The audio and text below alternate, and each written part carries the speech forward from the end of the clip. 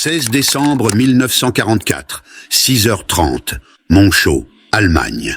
Le crayon grattait frénétiquement sur la page gelée, alors que l'unterofficier Klaus Richter de la 12e division Panzer SS enregistrait ce qui deviendrait l'une des entrées les plus terrifiantes dans les journaux de combat de la Wehrmacht. Les Américains possèdent une nouvelle arme qui défie toute doctrine tactique. Nos hommes sont massacrés dans leurs trous de combat par de l'artillerie qui explose dans les airs au-dessus d'eux. Il n'y a pas de défense, pas d'abri. La mort vient du ciel lui-même.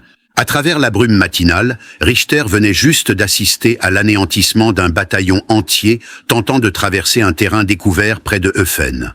Non pas par des coups directs, ceux-ci étaient rares dans la guerre d'artillerie. Non pas par des obus conventionnels à fusée de temps qui nécessitaient des calculs précis, mais par quelque chose d'impossible. Des obus qui savaient, d'une manière ou d'une autre, exactement quand exploser, détonnant à 10 mètres au-dessus de la tête de ces hommes, envoyant des fragments létaux vers le bas, selon une configuration qu'aucun retranchement ne pouvait protéger. En 3 minutes, 702 soldats allemands étaient morts. Les quelques survivants qui revenaient en titubant étaient dans un tel choc psychologique qu'ils ne pouvaient que répéter une phrase « Die Luft töte », l'air tue. Ce que l'interofficier Richter ne savait pas, c'était qu'il venait d'assister aux débuts au combat de l'arme secrète la plus jalousement gardée de l'Amérique dans la guerre terrestre. Un dispositif si révolutionnaire qu'il augmenterait l'efficacité de l'artillerie de 1000%, sauverait des dizaines de milliers de vies alliées et modifierait fondamentalement la nature de la guerre pour toujours. La fusée de proximité, un système radar miniature tassé dans un obus d'artillerie, représentait la première arme intelligente au monde, une munition pensante qui s'avérerait plus décisive pour gagner la guerre que toute autre technologie secrète, excepté la bombe atomique elle-même. Les mathématiques de son impact deviendraient bientôt indéniables. Là où les obus conventionnels nécessitaient 500 coups pour détruire un avion ennemi, les obus à fusée de proximité n'en nécessitaient que 155. Là où l'artillerie traditionnelle tuait des soldats cachés dans des tranchées 5% du temps, les fusées de proximité atteignaient des taux de perte de 70%. Là où la survie de Londres contre les bombes volantes V1 semblait impossible, les fusées de proximité détruiraient 79% des missiles entrants en 4 semaines. Mais l'histoire de cette arme révolutionnaire a commencé non pas dans les laboratoires américains, mais dans les heures désespérées du moment le plus sombre de la Grande-Bretagne, alors que la survie elle-même semblait impossible. 30 octobre 1939, Teddington, Angleterre. Alors que le premier hiver de guerre s'installait sur la Grande-Bretagne, un jeune scientifique nommé W.A.S. Buttman soumit une proposition qui changerait la guerre pour toujours. Travaillant à l'établissement de défense aérienne avec ses collègues Edward S. Shire et Amherst S. Thompson, Buttman avait conçu quelque chose qui semblait relever de la science-fiction, un obus d'artillerie qui pouvait penser. Le concept émergea d'une réalité mathématique brutale. Pendant la Première Guerre mondiale, les artilleurs anti-aériens avaient tiré en moyenne 8500 obus pour chaque avion ennemi détruit. En 1939, avec les avions volant plus vite et plus haut, le ratio s'était détérioré. La survie de la Grande-Bretagne dans la guerre aérienne à venir dépendrait d'une amélioration spectaculaire de ses chances. La solution de Buttman, des ondes radio qui détecteraient les avions approchant et feraient détonner les obus automatiquement à la distance optimale. Buttman fit face à un problème qui semblait insurmontable avec la technologie de 1939.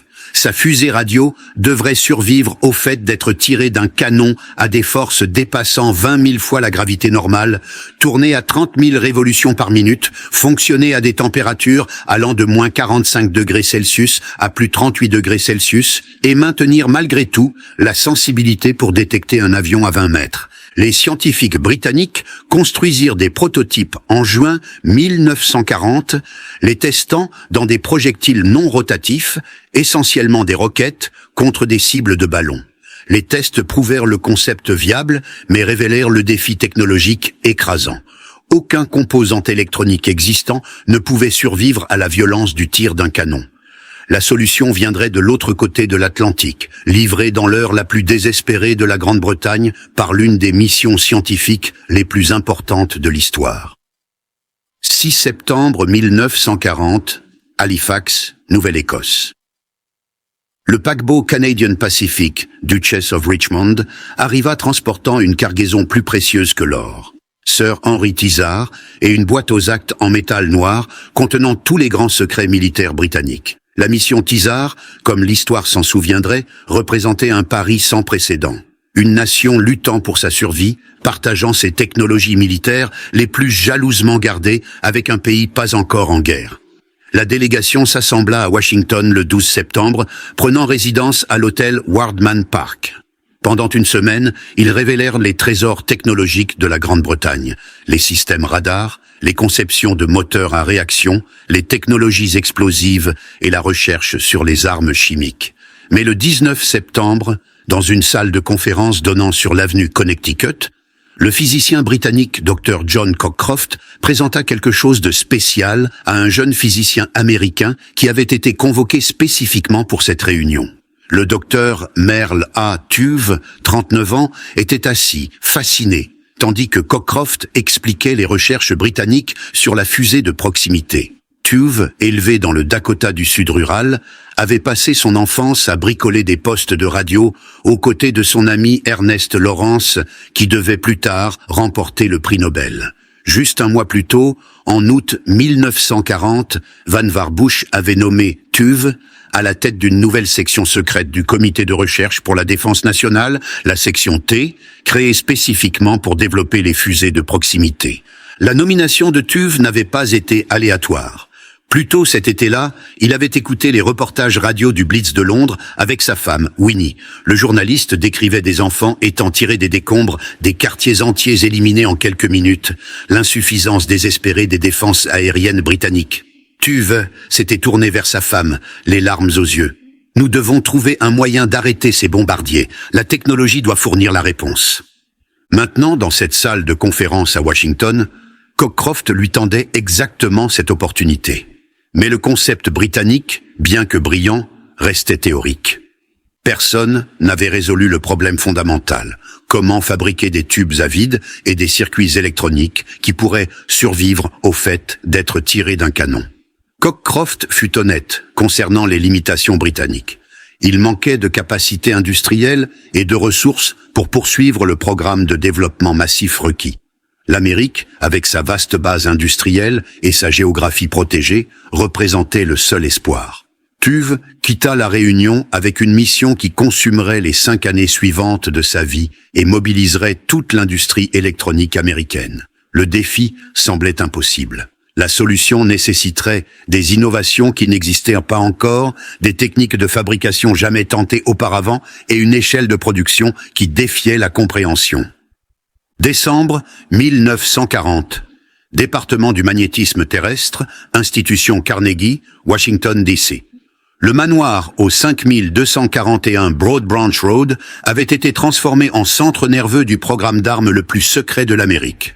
Tuve avait assemblé une équipe qui redéfinirait la guerre.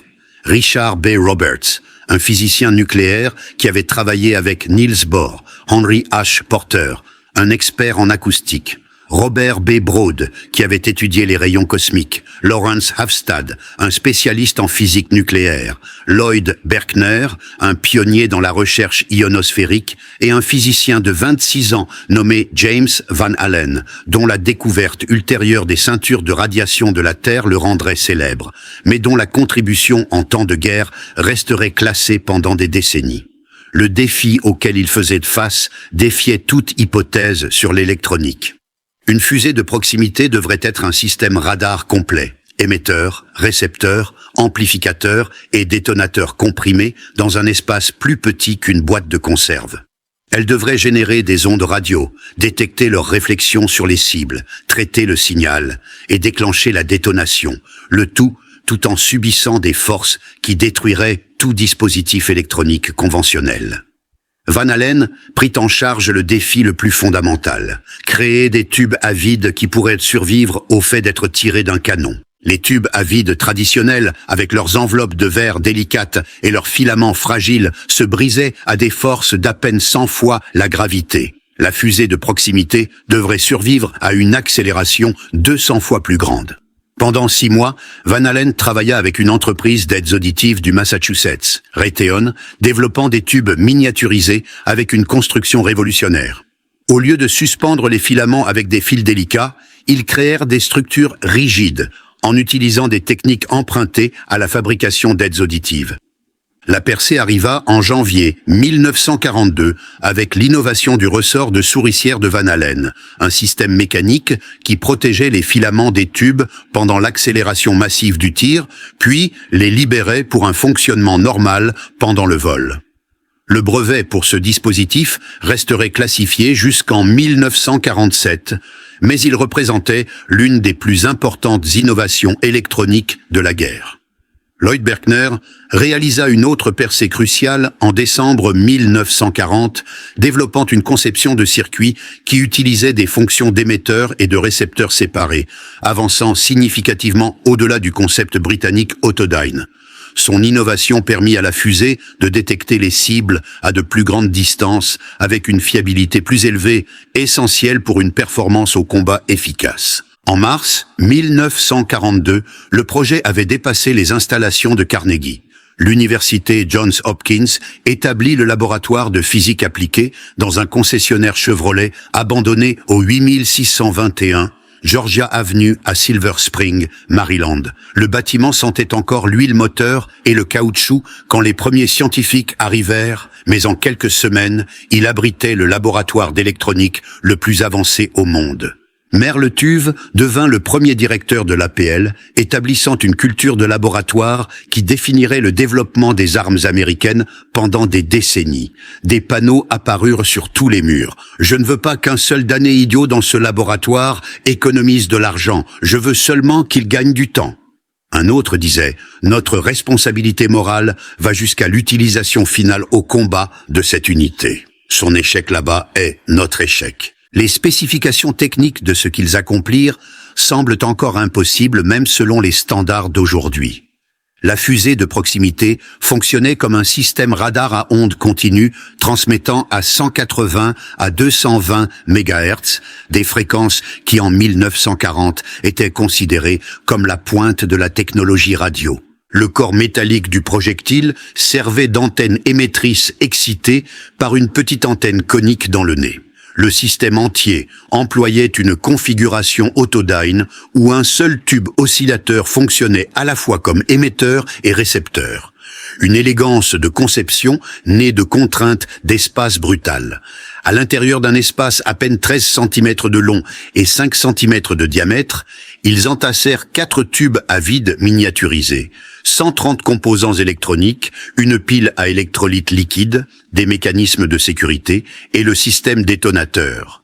Le tube oscillateur générait un signal de 70 MHz avec des harmoniques à 180 à 220 MHz.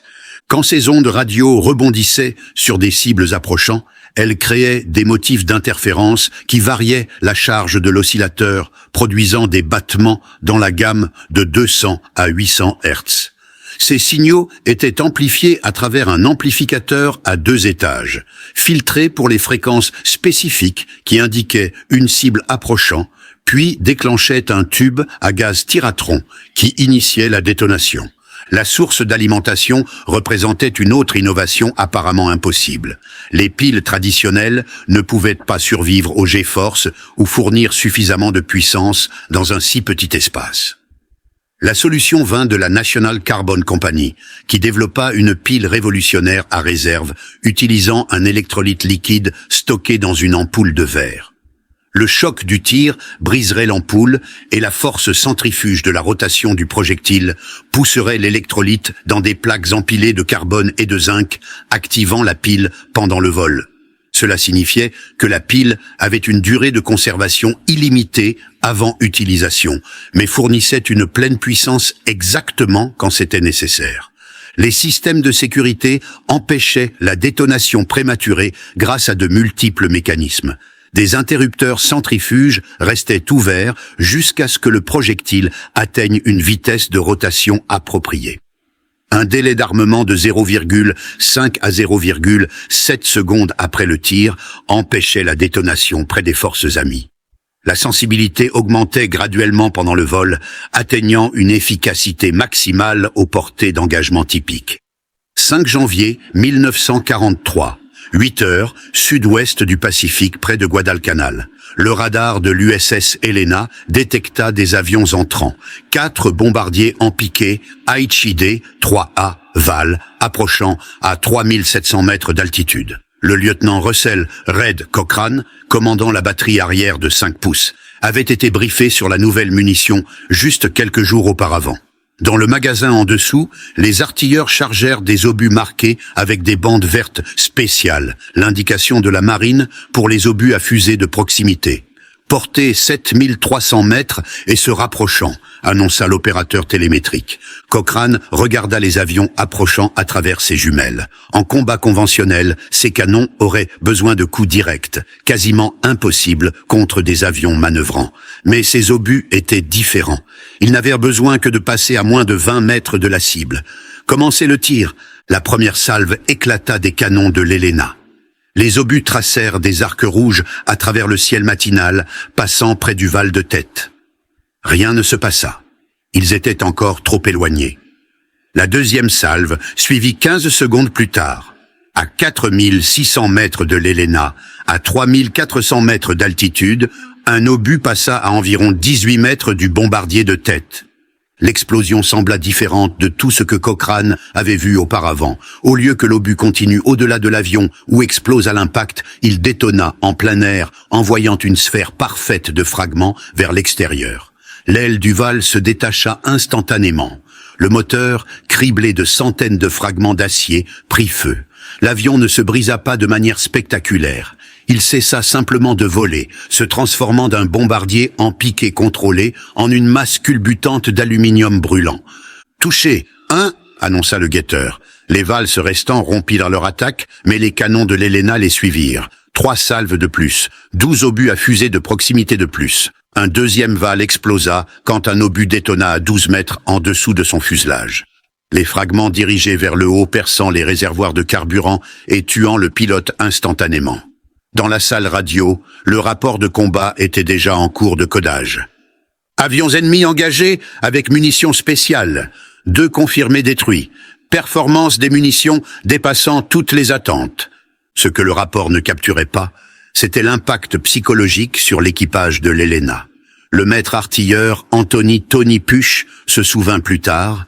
Nous n'arrivions pas à le croire. Pendant des mois, nous avions tiré des milliers de coups sur des avions, en touchant peut-être un si nous avions de la chance. Maintenant, nous les abattions avec juste quelques tirs. C'était comme si Dieu lui-même guidait nos obus.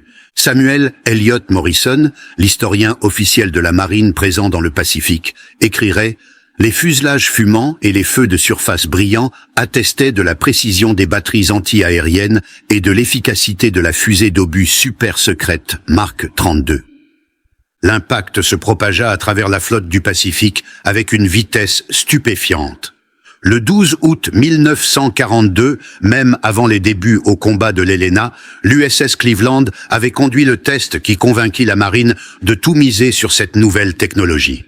Dans la baie de Chesapeake, le croiseur fit face à 3 avions cibles télécommandés, des cibles sophistiquées qui pouvaient effectuer des manœuvres évasives. Le test était prévu pour 2 jours. Il dura moins de 2 heures. Premier drone détruit avec la 2e rafale d'obus à fusée de proximité. 2e drone éliminé à la 4e rafale. 3e drone oblitéré à la 1re rafale. Les observateurs de la marine furent si choqués qu'ils annulèrent les tests restants et commandèrent immédiatement la production de masse.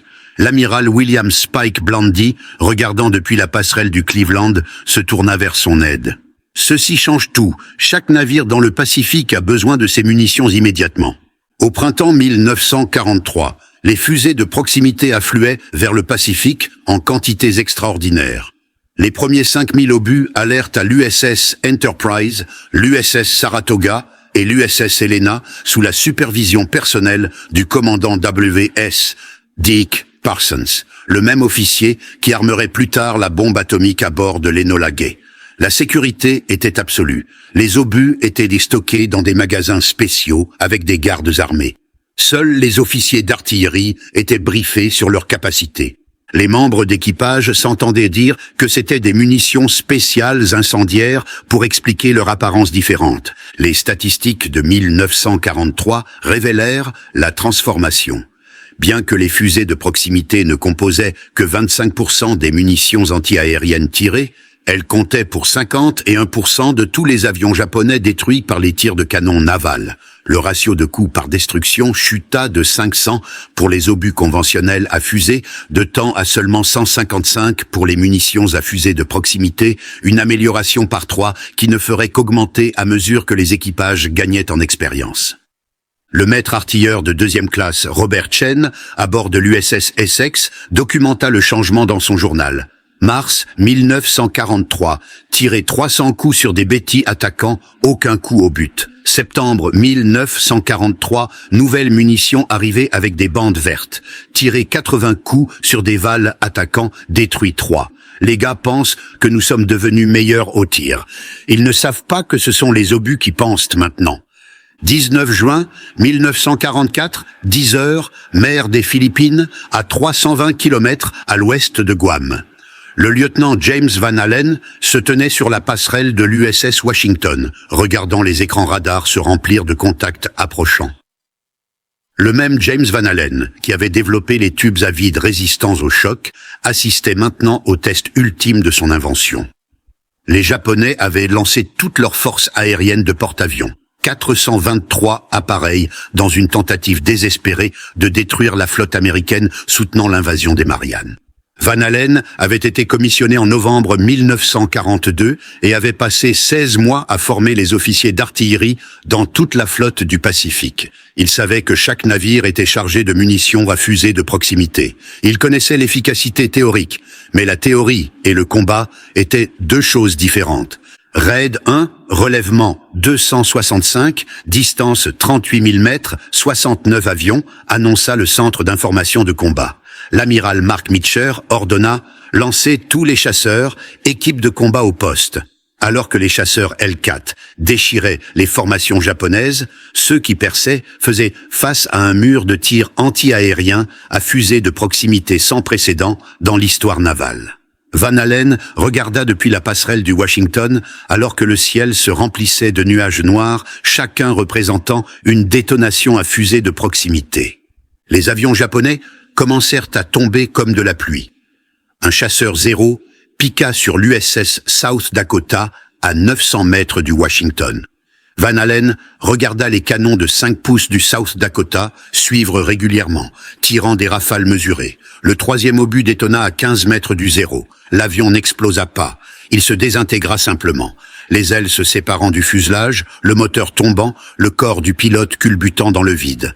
C'était un abattage systématique, écrirait plus tard Van Allen à sa femme. Les fusées de proximité ont transformé nos navires en forteresses. Les pilotes japonais étaient donc courageux. Ils continuaient à venir même lorsque leurs escadrons étaient anéantis. Mais le courage ne pouvait pas surmonter la technologie. À la fin de la journée, les Japonais avaient perdu 315 avions de porte-avions plus 50 avions basés à terre.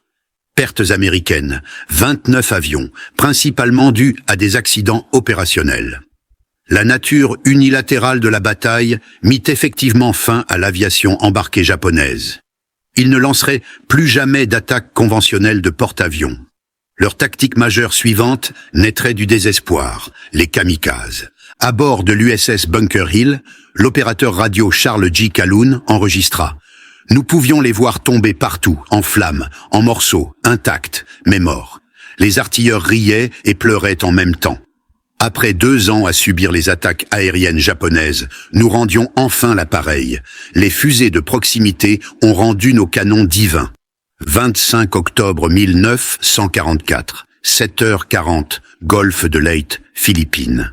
Le lieutenant-commandant Robert Roberts regarda, horrifié, depuis l'USS White Plains, alors qu'un chasseur zéro, déjà en feu à cause de tirs anti-aériens, s'écrasa délibérément sur le pont d'envol de l'USS Saint-Lô. L'explosion fit détonner des ogives de torpilles sur le pont d'hangar. En quelques minutes, le Saint-Lô se retourna et coula. Le premier grand navire de guerre perdu à cause d'une attaque kamikaze. Les Japonais avaient découvert le seul moyen de contourner les fusées de proximité. éliminer le besoin de survivre à l'attaque. Un avion détruit à 15 mètres de sa cible par une fusée de proximité avait échoué sa mission. Un kamikaze détruit à 15 mètres de sa cible s'écraserait quand même sur le navire grâce à l'élan. Le vent divin avait commencé. L'analyse statistique révéla la révolution tactique. Les attaques japonaises conventionnelles n'atteignaient maintenant que des taux de succès de 2%, 23 coups au but sur 1092 tentatives entre octobre 1944 et janvier 1945. Les attaques kamikazes atteignirent 34% de succès, 121 coups au but sur 352 tentatives. La fusée de proximité avait rendu les attaques conventionnelles suicidaires, alors les Japonais adoptèrent le suicide comme tactique. Mais même contre les attaques kamikazes, les fusées de proximité s'avérèrent inestimables. Pendant la campagne des Philippines, les canons anti-aériens revendiquèrent 231 destructions ou déviations sur 364 attaques kamikazes, un taux de succès de 64%. Les fusées de proximité comptaient pour 44% de toutes les destructions par canon de 5 pouces. Sans elles, les pertes américaines auraient doublé ou triplé. Le maître artilleur William F. Bill Fabian, à bord de l'USS Nashville, décrivit la nouvelle réalité. Les Japs venaient sur nous comme s'ils ne se souciaient plus de vivre parce que c'était le cas. Nos fusées de proximité les réduisaient en morceaux, mais les morceaux continuaient d'avancer. Nous transformions un avion entier en confetti, mais le confetti voyageant à 500 km/h frappe encore fort. Les fusées nous ont sauvés de la plupart d'entre eux, mais ceux qui passaient au travers, que Dieu aide ces navires. 11 mai 1945, 15 heures. Station de piquet radar numéro 1, à 25 km au nord d'Okinawa. Le commandant Byron G. Beji, Mulaney de l'USS Hugh W. Hadley, regarda l'écran radar avec une crainte croissante. Kikusui numéro 6 arrivait. Plus de 150 avions japonais dans une attaque kamikaze coordonnée. Le Hadley et l'USS Evans se tenaient seuls à la station de piquet, la première défense et le système d'alerte précoce de la flotte. Raids multiples, tous azimuts, estimation plus de 150 bandits, rapporta le centre d'information de combat. Mulani avait exercé son équipage sans relâche. Chaque homme connaissait son travail. Les magasins de 5 pouces étaient chargés entièrement d'obus à fusées de proximité. Les équipes de combat des canons s'étaient entraînées jusqu'à pouvoir maintenir 15 coups par minute par canon, le débit maximum soutenable. À 15h20, la première vague attaqua. 12 avions du Nord. Les canons du Hadley ouvrirent le feu à 11 000 mètres. Les fusées de proximité commencèrent leur travail mortel. Premier avion détruit à 7 300 mètres, deuxième à 5 500 mètres, troisième à 3 700 mètres. Le quatrième kamikaze, déjà en feu, s'écrasa à 45 mètres du travers tribord, arrosant le navire de débris, mais ne causant pas de dommages sérieux. Mais ce n'était que le début. Pendant les 95 minutes suivantes, le Hadley lutta pour sa survie contre des vagues continues d'attaquants. Les canons des canons devinrent rouges, les manutentionnaires de munitions s'effondrèrent d'épuisement et furent remplacés. Les fusées de proximité n'arrêtaient jamais de fonctionner. Le maître artilleur de deuxième classe, Robert E. Bob Hailey, servant sur la tourelle 52, témoigna plus tard, ils venèrent de partout, haut, bas, toutes les directions. Les fusées de proximité étaient magnifiques. Nous tirions et 3 secondes plus tard, il y avait une explosion et des morceaux en feu qui tombaient. Tirer encore, une autre explosion. C'était comme un rythme. Boum, boum, boum. Attendre. 3 secondes. Explosion. Boum, boum, boum. Explosion. À 16h15, la chance du Hadley tourna. 3 kamikazes, tous gravement endommagés par des explosions de fusées de proximité mais encore en vol, s'écrasèrent sur le navire en succession rapide. Une bombe d'un 4e avion explosa dans la salle des machines arrière. Le Hadley était dévasté. 30 tués, 68 blessés, les compartiments des machines inondés, des incendies faisaient rage, mais le navire survécut et les équipes de combat des canons continuèrent à se battre. Même alors que les équipes de contrôle des dommages combattaient les incendies et les inondations, les canons avant continuèrent d'engager les avions attaquants.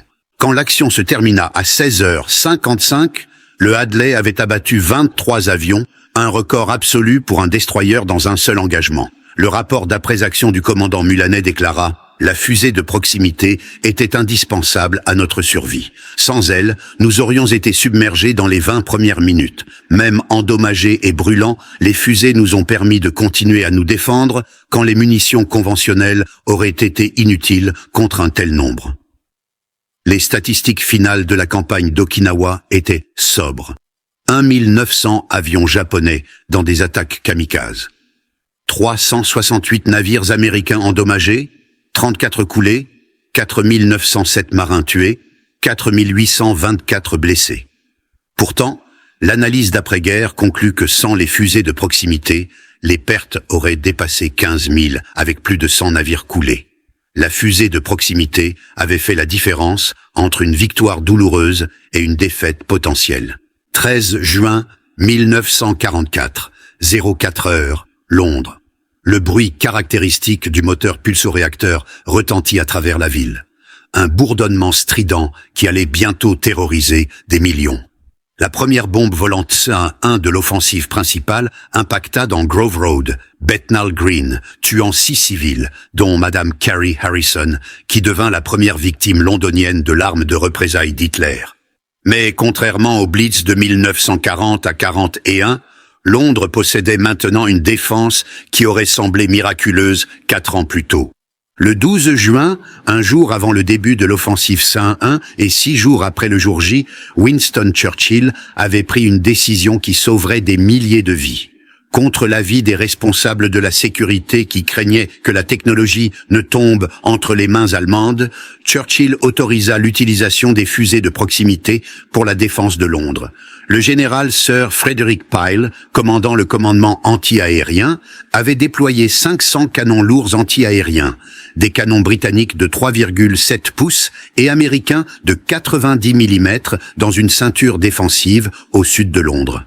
Chaque canon était lié à un radar micro-ondes SCR 584 et des directeurs de tir électroniques M9, créant un système défensif automatisé. Mais sans les fusées de proximité, même ce système sophistiqué n'atteignait que des taux de succès de 24% dans la première semaine. Le chef d'escadron, Prudence, Hill, servant dans la salle de filtrage à RAF Stanmore, suivit la transformation. La première semaine était terrifiante. Nous tracions des douzaines de V, un approchant Londres, et la plupart passaient. Les canons tiraient constamment, mais ne touchaient presque rien. Puis quelque chose changea dans la deuxième semaine. Soudainement, les canons commencèrent à tout détruire. Le tableau de traçage montrait V un après V, un disparaissant à 16 km de Londres. Ce que Hill vit était l'arrivée des fusées de proximité expédiées directement depuis les lignes de production américaines. À la deuxième semaine, les artilleurs détruisaient 46% des V1 engagés. Troisième semaine, 67%. Quatrième semaine, 79%. L'amélioration fut si dramatique que les renseignements allemands rapportèrent à Hitler que les Britanniques devaient avoir développé une arme anti-V1 secrète. Le sergent artilleur Kenneth Brown, du 184e bataillon d'artillerie anti-aérienne américain stationné près de Biggin Hill, décrivit la transformation. Avec les obus réguliers, nous devions prédire exactement où la bombe volante serait et quand. 1 seconde de décalage, 1 degré d'erreur, et nous manquions.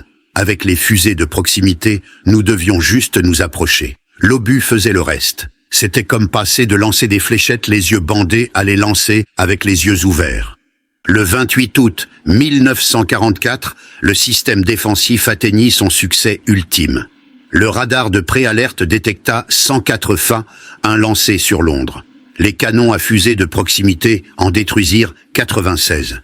Les chasseurs de la RAF en eurent 4. Seulement 4 atteignirent Londres. La menace qu'un sur Londres était effectivement neutralisée. Les statistiques racontèrent en l'histoire. 9300 missiles SAA lancés sur Londres sur 80 jours. Approximativement 2340 détruits par les tirs anti-aériens à fusée de proximité. Sans cette défense, les pertes supplémentaires estimées auraient dépassé 20 000 morts et 50 000 blessés. Churchill écrirait plus tard « La fusée de proximité, plus que tout autre développement, sauva Londres de la dévastation par les bombes volantes ». 15 décembre 1944. Anvers, Belgique. Le capitaine William Hartmann du 407e bataillon d'artillerie anti-aérienne regarda le dernier rapport de renseignement avec une satisfaction sombre. Dans les dernières 24 heures, son bataillon avait détruit 89 des 92 V, ciblant le port d'Anvers, un taux de succès de 97% qui aurait été du domaine du fantasme juste quelques semaines auparavant. Anvers était le poumon vital par lequel les armées alliées en Europe respiraient. À travers ses 42 kilomètres de quais transitaient 25 000 tonnes de ravitaillement quotidiennement. Nourriture, munitions, carburant, fournitures médicales. Sans Anvers, l'avance alliée en Allemagne s'étoufferait. Hitler le savait.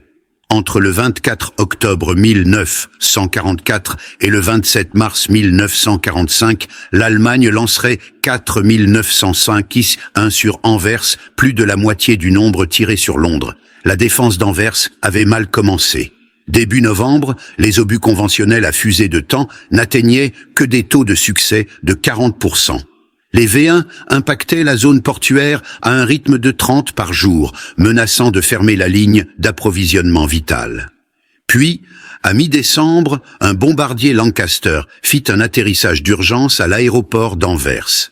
Sa cargaison, 10 000 fusées de proximité expédiées directement de Cincinnati sur ordre personnel de Churchill. Le sergent technicien Joseph Crack, opérant une unité radar SCR 584, fut témoin du changement immédiat.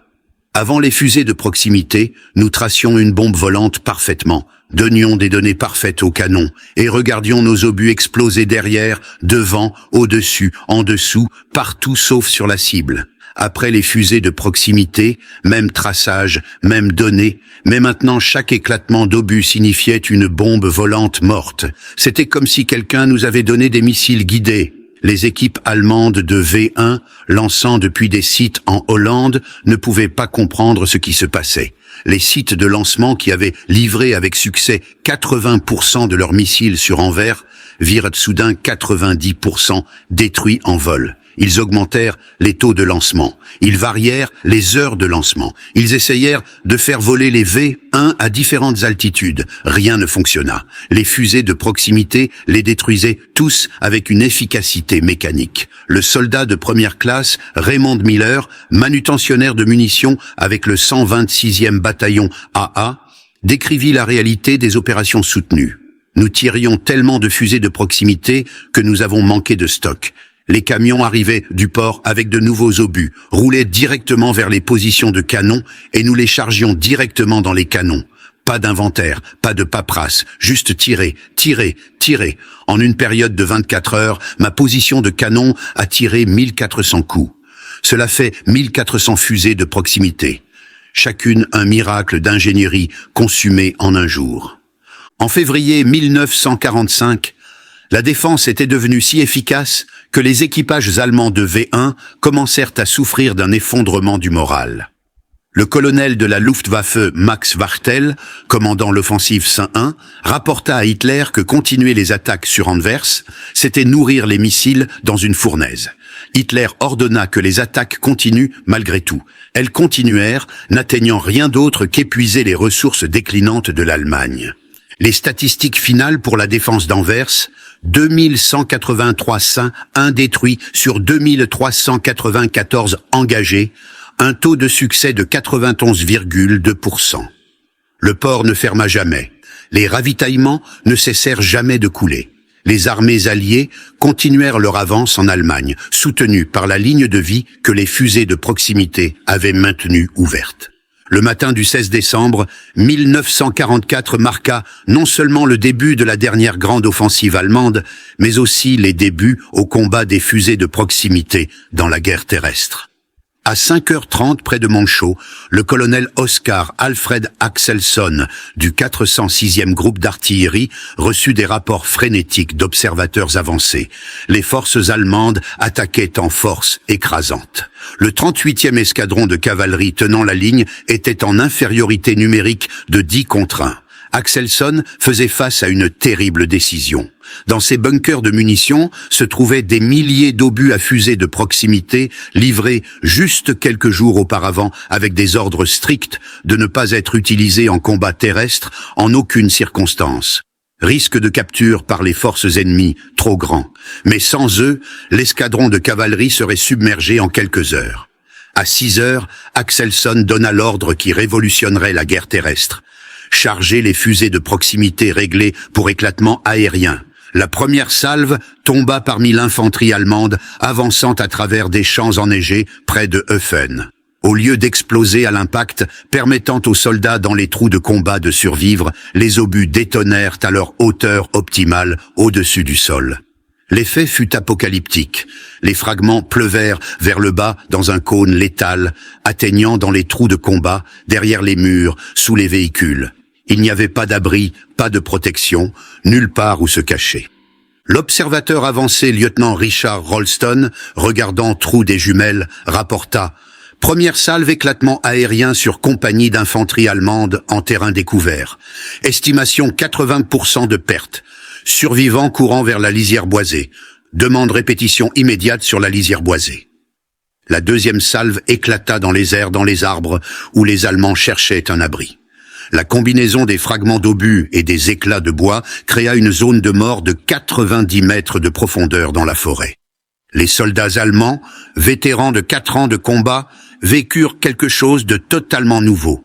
De l'artillerie qui tuait indépendamment de l'abri. Le Feldwebel Otto Hartmann, 12e division de grenadiers Volksgrenadiers, survécut au barrage et fut capturé 2 jours plus tard. Son rapport d'interrogation déclara « L'artillerie était différente de tout ce que nous avions expérimenté en Russie ou en Normandie. Nous plongions dans les trous de combat, mais les obus explosaient au-dessus de nous.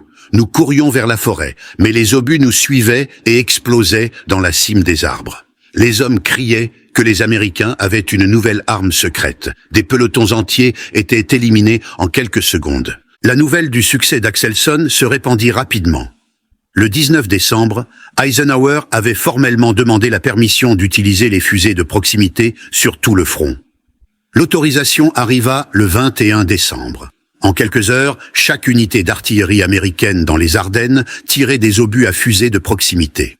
Le général George S. Patton, jamais avare de superlatifs, écrivit au département de la guerre le 28 décembre. « Le nouvel obus avec la fusée amusante est dévastateur. L'autre nuit, nous avons attrapé un bataillon allemand tentant de traverser la rivière Sûre. Nous les avons touchés avec des fusées de proximité, tirs groupés de bataillons. Par comptage actuel, 702 morts. Les quelques survivants étaient si démoralisés qu'ils se sont rendus immédiatement. C'est une arme magnifique. » Il ajouta prophétiquement « Je pense que quand toutes les armées auront cet obus, nous devrons concevoir une nouvelle méthode de guerre. Je suis content que vous y ayez pensé en premier. » La fusée de proximité qui révolutionnait les champs de bataille du Pacifique à l'Europe commença dans les endroits les plus improbables. Des boulangeries converties, d'anciens garages automobiles et des usines de guirlandes de Noël à travers l'Amérique. La transformation du prototype de laboratoire de Merle-Tuve en production de masse représentait l'un des plus grands accomplissements industriels de l'histoire. Fin 1942, le défi semblait insurmontable. Chaque fusée de proximité nécessitait 130 composants de précision qui n'avaient jamais été produits en masse auparavant. Les tubes à vide miniatures seuls nécessitaient des tolérances mesurées en millièmes de pouce. L'assemblage entier devait être parfait. Un seul composant défaillant signifiait un obus raté qui pourrait tuer des soldats américains au lieu de l'ennemi. La mobilisation commença avec la Crossley Corporation à Cincinnati. Powell Crossley Jr., qui avait fait fortune en vendant des radios et des réfrigérateurs, convertit toute son usine à la production de fusées de proximité. En janvier 1943, les lignes d'assemblage fonctionnaient 24 heures sur 24, 7 jours sur 7. Betty Morrison, ouvrière sur la ligne d'assemblage chez Crossley de 1943 à 1945, se souvint dans une interview en 1995 « Nous ne savions pas ce que nous fabriquions. La sécurité était incroyable. Nous étions fouillés en entrant et en sortant. Pas de sac à main, pas de sac. Rien. Nous nous asseyions à des bancs 8 heures par jour à souder de minuscules composants sur des circuits imprimés. Les superviseurs nous disaient que nous fabriquions des pièces de radio pour avions. Ce n'est qu'après la guerre que nous avons appris que nous avions construit les fusées de proximité qui avaient sauvé tant de nos garçons. Les chiffres augmentèrent à des rythmes qui défiaient la compréhension. Décembre 1942, 500 unités par jour. Juin 1943, 8000 par jour. Décembre 1943, 40 000 par jour. Au printemps 1944, les usines américaines produisaient 70 000 fusées de proximité chaque jour, plus que la production mensuelle entière de l'Allemagne de fusées conventionnelles. Sylvania Electric Products à Ipswich, Massachusetts, devint le plus grand producteur. L'entreprise employait 10 000 travailleurs, 80% de femmes, dans une usine qui n'était que des terres agricoles 18 mois plus tôt. Ils produisirent 100 millions de tubes à vide miniatures, atteignant un taux de production de 400 000 tubes par jour, égal aux 2/3 de la production totale américaine de tubes à vide d'avant-guerre. Le coût humain n'émergea que des décennies plus tard. Les travailleurs utilisaient du beryllium pour souder les connexions, ignorant sa nature mortelle. Pat Vlahos, dont la mère travaillait chez Sylvania, rapporta en 2003. On lui a diagnostiqué un mésothéliome malin en 1983. Elle disait qu'elle ne savait pas ce qu'il fabriquait. Tout était secret. Le beryllium qu'elle manipulait chaque jour pendant 3 ans l'a tué 40 ans plus tard. Les statistiques de production racontent leur propre histoire de la puissance industrielle américaine. 87 entreprises, 110 usines, 80 000 travailleurs au pic de production. Des laboratoires universitaires aux usines de guirlandes de Noël, des entreprises d'aides auditives aux fabricants de pièces automobiles, l'Amérique transforma sa base industrielle pour produire la première arme intelligente au monde. La réduction des coûts réalisée grâce à la production de masse fut tout aussi remarquable. Premières unités en 1942, $732 chacune, équivalent à 11 514 en dollars de 2020. En 1945, $18 chacune, équivalent à 256 en 2020. Une réduction de coût de 97,5%, tout en maintenant une fiabilité opérationnelle de 80%. Un miracle de fabrication que seule l'industrie américaine pouvait réaliser.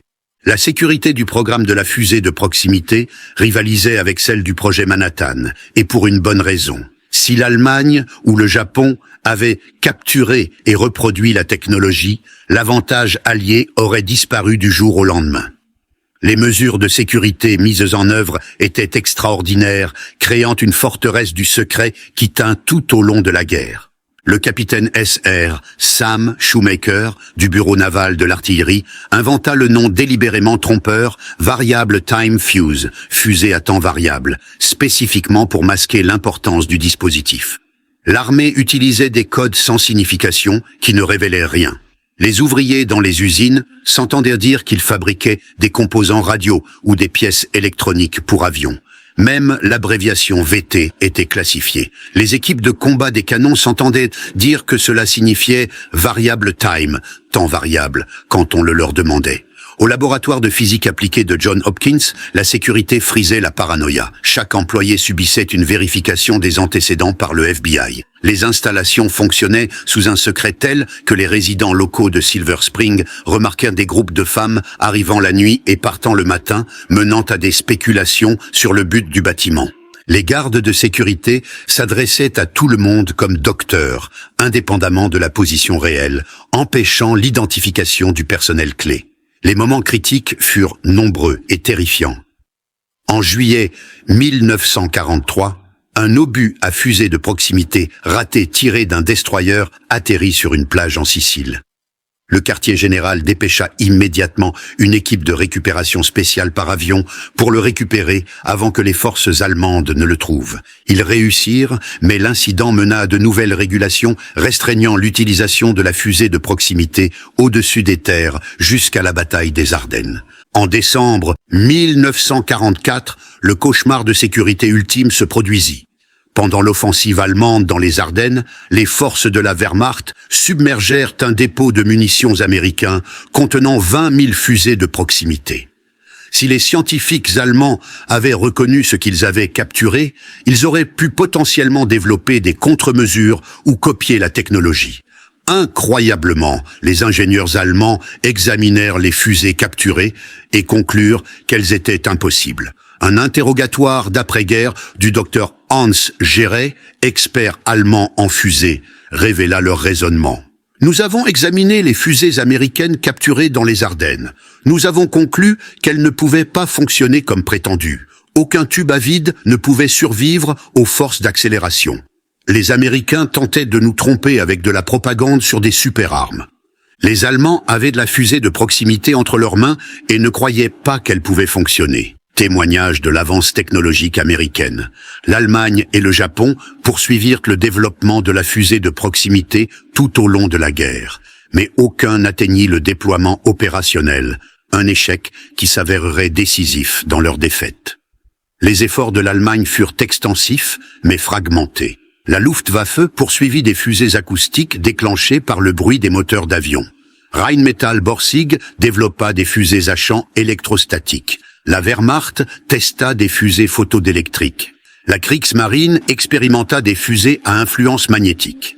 Entre 1940 et 1945, les institutions de recherche allemandes poursuivirent 30 à 50 conceptions différentes de fusées de proximité. Le docteur Werner Rambowski, chercheur allemand de premier plan sur les fusées de proximité, expliqua après-guerre. Nous comprenions parfaitement la théorie.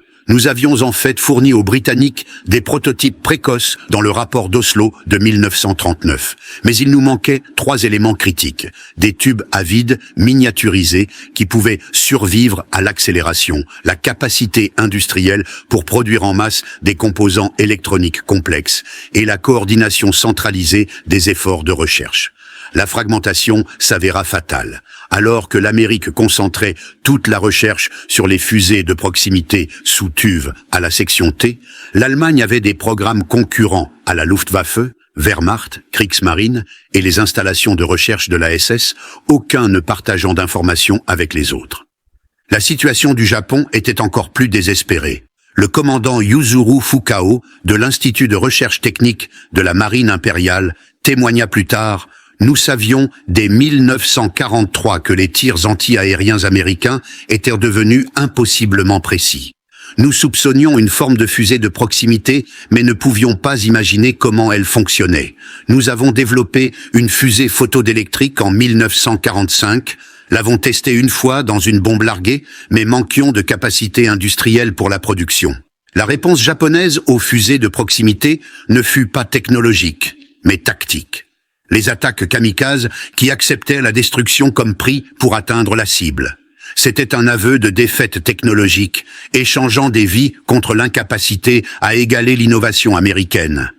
Derrière les statistiques et les rapports de bataille se trouvaient des histoires individuelles qui illuminent la dimension humaine de la fusée de proximité. Merle Tuve portait des démons personnels qui alimentèrent son dévouement. Son père était mort dans la pandémie de grippe de 1918 quand Merle avait 17 ans, forçant la famille dans la pauvreté. Sa mère prenait des lessives pour payer son éducation. Les murs du laboratoire affichant « gagner du temps, pas de l'argent » reflétaient sa compréhension qu'à la guerre, le retard signifiait la mort. Après des tests particulièrement difficiles, ses collègues le trouvaient seul dans son bureau à 3 heures du matin, fixant des rapports de perte du Pacifique, calculant combien de vies une production plus rapide pourrait sauver. La transformation de James Van Allen de physicien à officier de marine fut tout aussi profonde. Après avoir développé les tubes à vide résistants au choc, il insista pour un service au combat, pour être témoin de ses inventions en action. À bord de l'USS Washington, pendant la bataille de la mer des Philippines, il regarda ces tubes protéger les marins aux côtés desquels ils servaient. « C'était le moment le plus satisfaisant de ma carrière scientifique », écrivit-il plus tard. Voir la physique théorique sauver des vies réelles. Betty Thompson, ouvrière d'assemblage à la Crossley Corporation, découvrit seulement, lors d'une réunion en 1985, ce qu'elle avait construit pendant la guerre. Pendant 40 ans, j'ai cru que j'avais fabriqué des pièces de radio. Puis, ils nous ont montré un film sur les fusées de proximité. J'ai commencé à pleurer. Tous ces minuscules composants que j'ai soudés. Ils sauvaient nos garçons des attaques kamikazes. Nous n'avions aucune idée que nous construisions des miracles. Le lieutenant Robert Cochrane, qui tira les premiers coups de combat de fusée de proximité de l'USS Helena, porta le poids de ce moment toute sa vie. Dans une interview en 1975, il réfléchit: « Je savais que nous tirions quelque chose de spécial. Le briefing de sécurité avait rendu cela clair. Mais quand j'ai vu cet avion japonais simplement se désintégrer en plein air sans être touché directement, j'ai réalisé que nous avions quelque chose qui changerait tout. C'était comme être présent à l'invention de la poudre à canon. » La sergent technicien Mary Collins, l'une des peu de femmes autorisées à l'intérieur du laboratoire de physique appliquée, travailla sur le contrôle qualité. Nous testions les fusées en les tirant avec des canons à air, vérifiant si elles s'armaient correctement. Un jour, une fusée s'activa prématurément, tuant presque 3 techniciens. Nous réalisions alors que nous ne construisions pas juste de l'électronique. Nous construisions des armes qui devaient être parfaites ou des Américains mourraient. La perspective allemande s'avéra tout aussi révélatrice. L'unterofficier Klaus Richter, qui fut témoin de la première utilisation au combat terrestre des fusées de proximité à Monschau, survécut à la guerre comme prisonnier.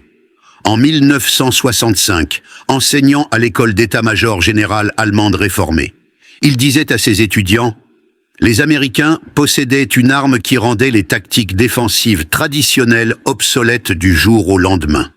En quelques minutes, des siècles de doctrine militaire devenaient sans valeur. C'est cela le pouvoir de la supériorité technologique. L'impact de la fusée de proximité peut être mesuré par des mathématiques brutales qui révèlent sa contribution décisive à la victoire alliée. Les statistiques de la guerre navale racontent l'histoire la plus claire. Avant la fusée de proximité, 1942, 500 à 2000 coups par avion détruits selon les conditions. Avec les fusées de proximité, 1943 à 1945, 155 coups par avion détruits. Facteur d'amélioration, 600 à 1200%. Pendant toute la guerre du Pacifique, les fusées de proximité détruisirent environ 4000 avions japonais. L'analyse d'après-guerre conclut que sans les fusées de proximité, seulement 650 d'entre eux auraient été détruits par les munitions conventionnelles. Les 3350 avions supplémentaires détruits par les fusées de proximité auraient tué environ 8000 marins américains et coulé 40 à 50 navires supplémentaires. La campagne défensive contre les V1 fournit des chiffres tout aussi dramatiques. Londres, 2345, un détruit par les fusées de proximité. Sans elles, basées sur les taux de succès de la semaine 1, seulement 560 auraient été détruits. Les 1780 V1 supplémentaires auraient tué environ 9000 civils et blessé 25 000. La défense d'Anvers fut encore plus remarquable. 2183 SFIN-1 détruits sur 2394 engagés. Taux de succès de 91,2%. Sans les fusées de proximité, n'atteignant que le taux de 40% des obus conventionnels, 1405, un supplémentaire aurait impacté la zone portuaire, fermant probablement Anvers et étranglant les opérations alliées dans le nord-ouest de l'Europe. Les statistiques de combat terrestre de la bataille des Ardennes. 200 000 obus à fusées de proximité tirés en 2 semaines. Pertes allemandes estimées dues aux fusées de proximité, 10 000 à 15 000. L'artillerie traditionnelle aurait atteint peut-être 2000 pertes avec la même dépense de munitions.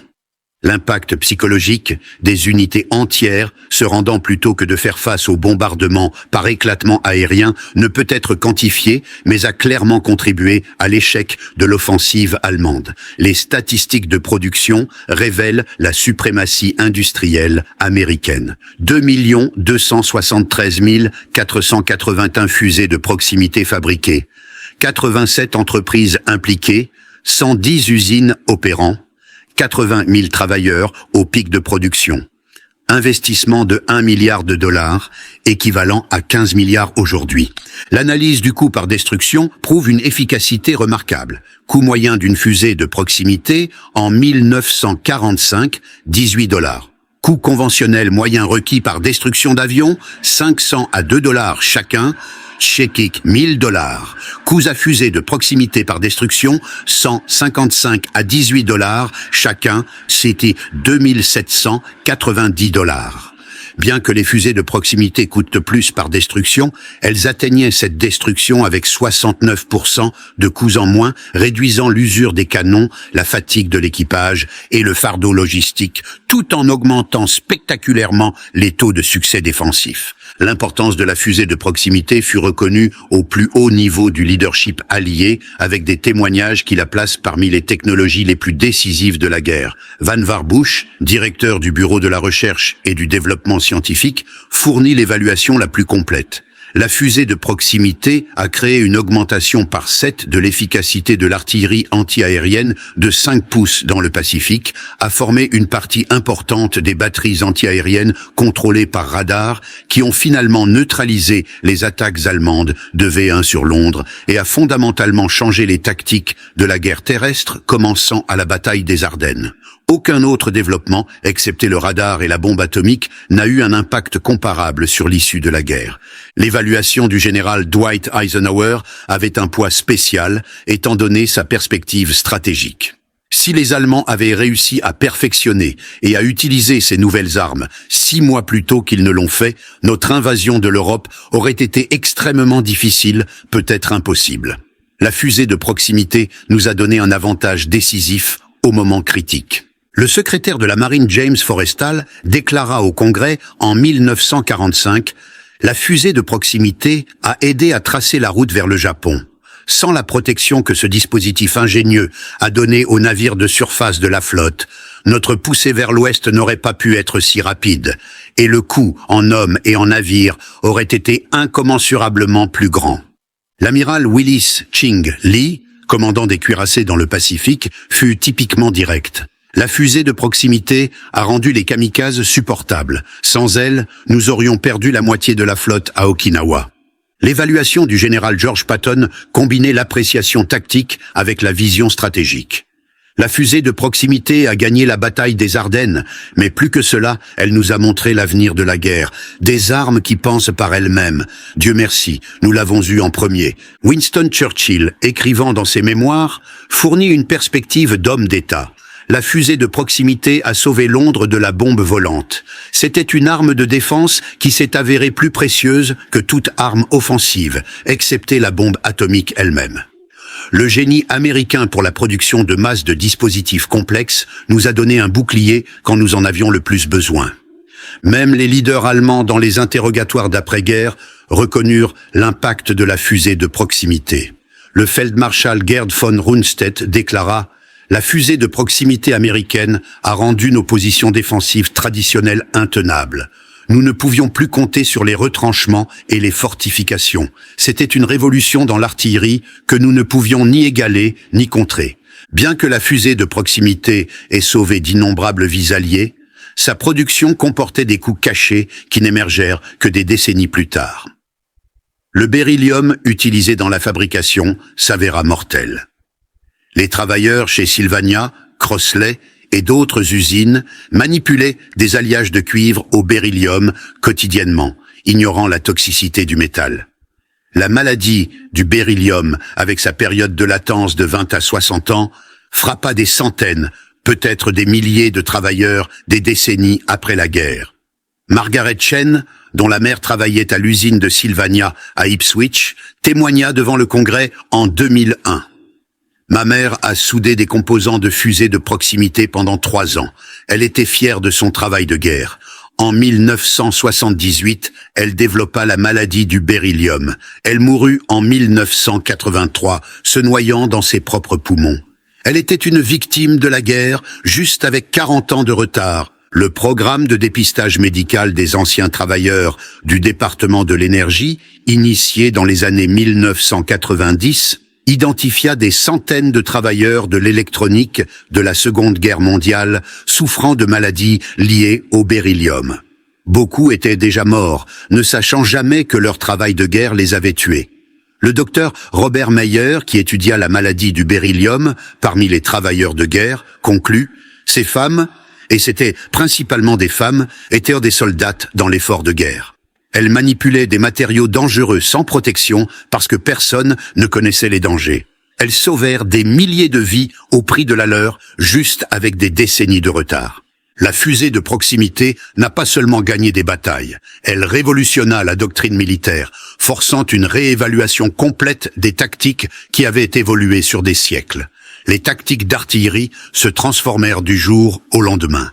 Pendant 500 ans, depuis l'introduction de la poudre à canon, l'artillerie avait été principalement une arme à tir direct ou à éclatement au sol. Les soldats se protégeaient en creusant. La fusée de proximité fit des retranchements des pièges mortels. Les obus, explosant à des hauteurs prédéterminées, envoyaient des fragments vers le bas à des angles qui atteignaient dans tout trou de combat, tranchées ou bunkers sans couverture aérienne. Le major général James Gavin, commandant de la 82e division aéroportée, écrivit dans son analyse d'après-guerre « La fusée de proximité a rendu les tactiques d'infanterie traditionnelles obsolètes. Nous avons dû complètement réentraîner nos soldats. La dispersion devint essentielle. La couverture aérienne devint obligatoire. Le mouvement remplaça le retranchement comme clé de la survie. Les tactiques navales subirent une transformation égale. Avant les fusées de proximité, les groupes de tâches navales nécessitaient des parapluies massifs de chasseurs pour la protection contre les attaques aériennes. Après les fusées de proximité, les navires de surface pouvaient opérer indépendamment, leurs batteries anti-aériennes fournissant une défense fiable. Cette flexibilité permit à la campagne de saut d'île dans le Pacifique d'accélérer spectaculairement.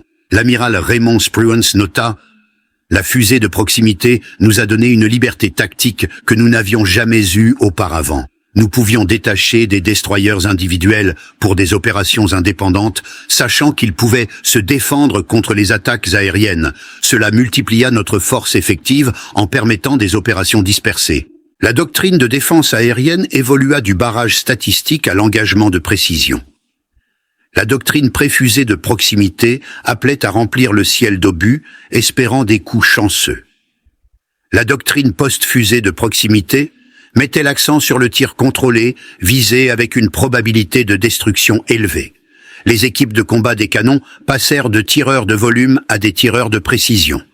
La fusée de proximité représenta le premier grand exemple de transfert de technologie anglo-américain réussi, un modèle qui définirait la coopération alliée tout au long de la guerre et jusque dans la guerre froide. Les Britanniques fournirent le concept et la recherche initiale. Les Américains fournirent la capacité industrielle et les ressources. La combinaison s'avéra imbattable.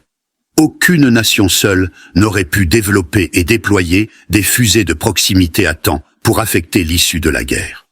Sir Henry Tizard, réfléchissant sur le transfert de technologie, écrivit « Nous avons donné aux Américains nos idées. Ils nous ont rendu des millions d'armes.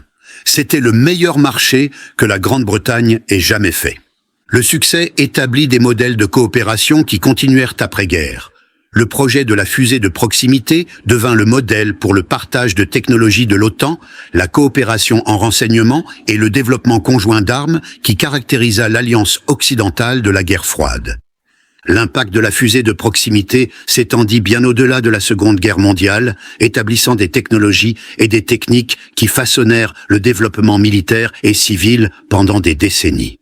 Les techniques de miniaturisation développées pour les fusées de proximité influencèrent directement le développement du transistor et la conception des circuits intégrés.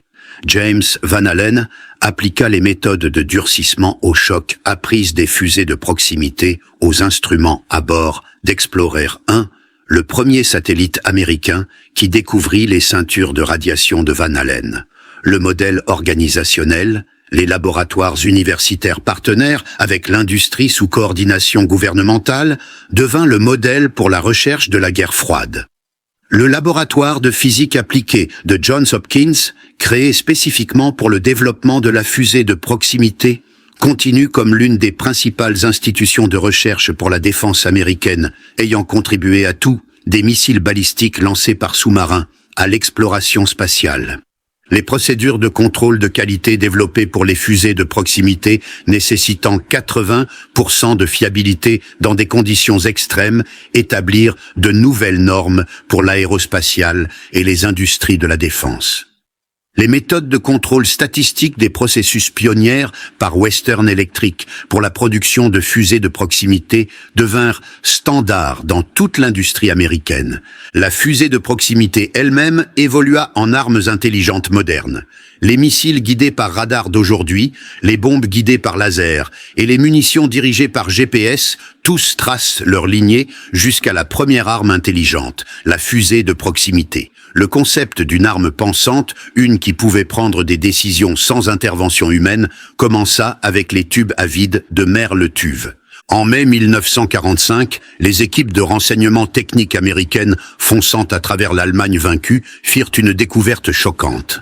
Dans des installations souterraines et des laboratoires hâtivement abandonnés, ils trouvèrent des recherches allemandes extensives sur les fusées de proximité, bien plus avancées qu'anticipées, mais encore à des années du déploiement. Le colonel Howard Dix, menant l'équipe de renseignement technique 314, rapporta depuis l'installation de recherche de la Luftwaffe à Rechlin.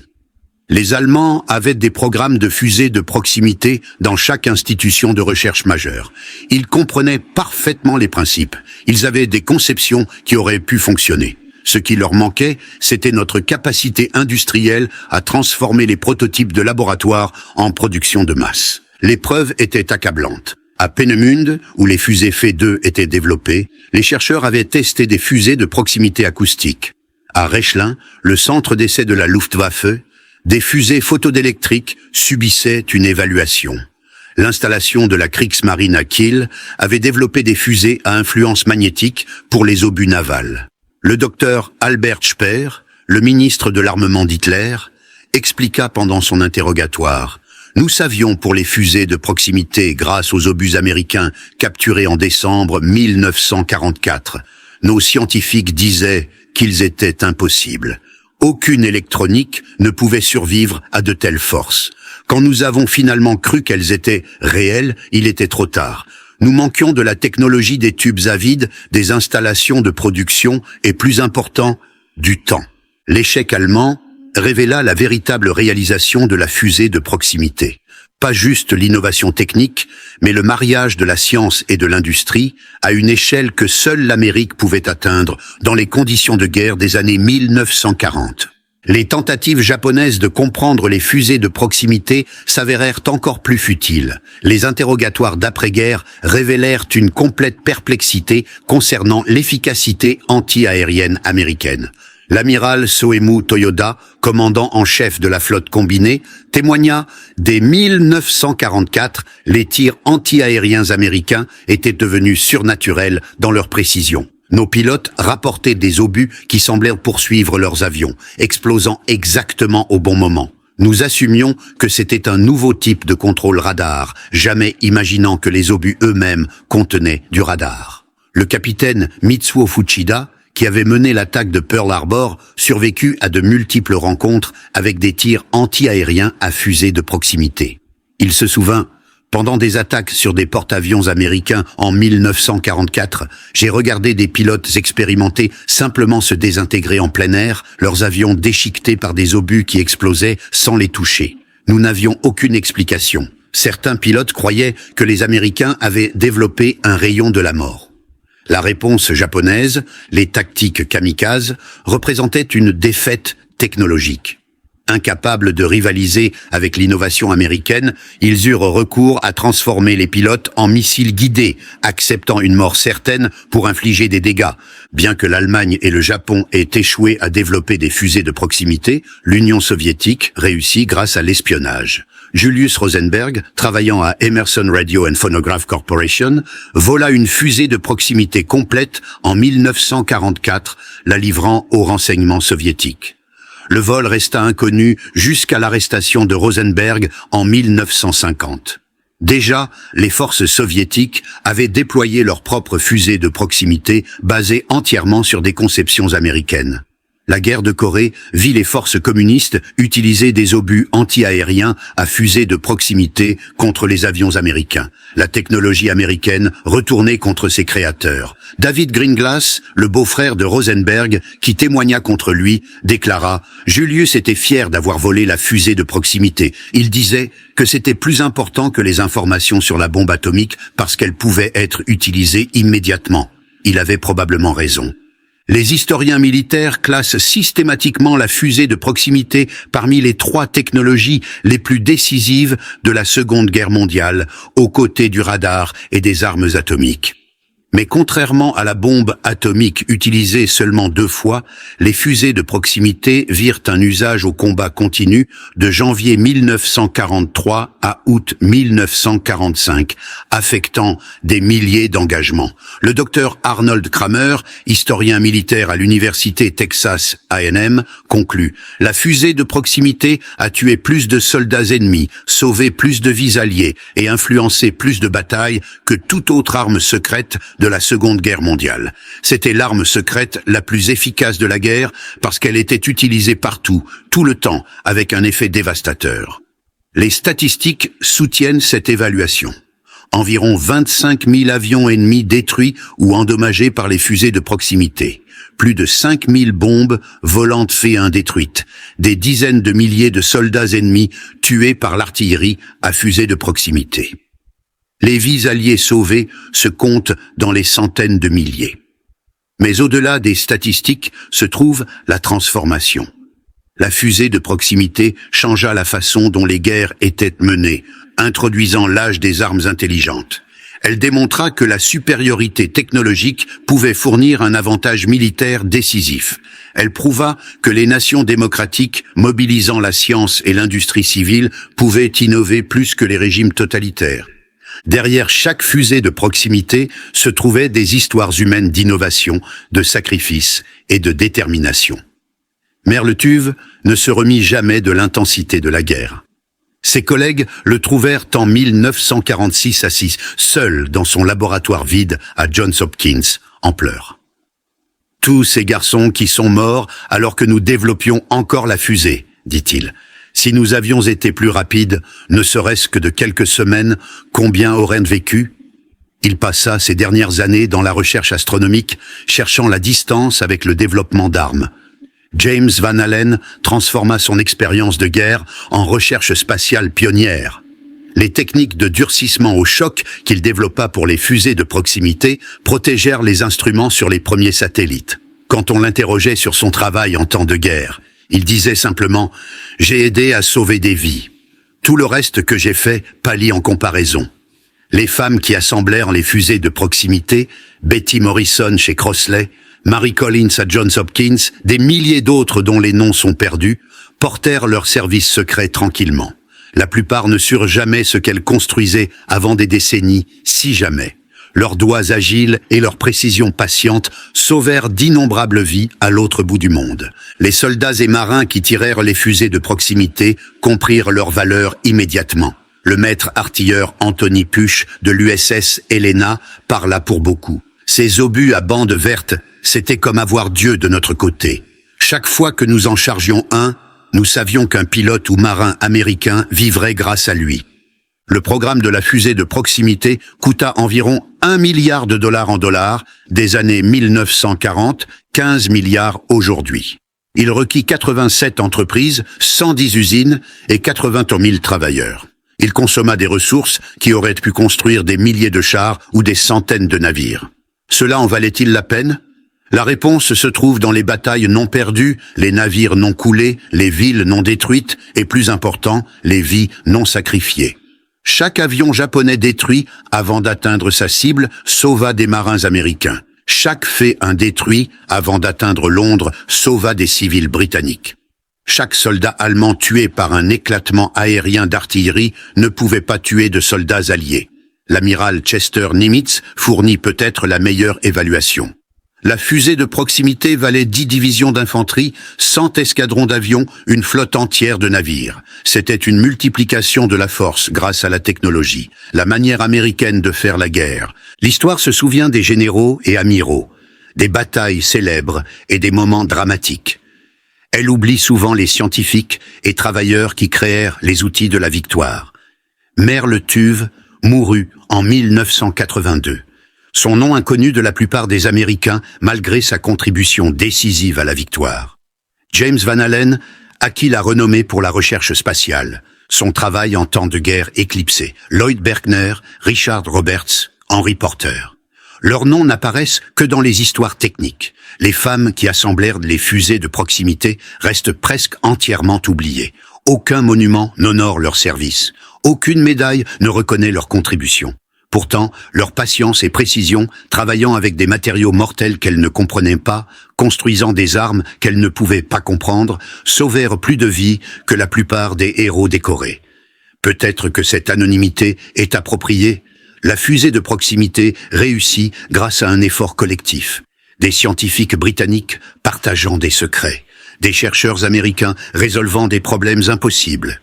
Des ouvriers d'usines assemblent.